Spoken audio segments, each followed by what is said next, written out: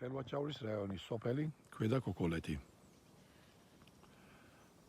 ხელვაჩაურის რაიონის სატყეო ტყიმცველი რევას კოკოლაძე. არაერთხელ შემჩნევნია ტყიმცველი, რომელიც ახდენს წაბლის ხეების მოჭრას, რომელიც არ ექვემდებარება ჭრას. ანუ სრულიად ჯანსაღი, აი ნახეთ, სრულიად ჯანსაღი, არანარი ფაუტი. სამასალე ხე. აღსანიშნავია, რომ ეს ხის ნაწილია დარჩენილი. ამის აქეთა ნაწილი იქნებოდა საუკეთესო, რომელიც უკვე წაღებულია და სავარაუდოდ გაყიდულია. ჩვენ პარლამენტსაც მივმართეთ კანონ პროექტი, რომ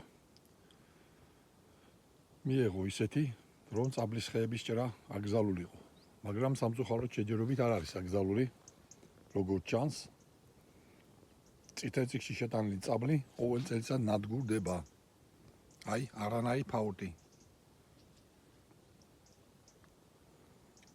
უნდა აღნიშნოთ, რომ ნახე, როგორი სამასალე მოჭრილია.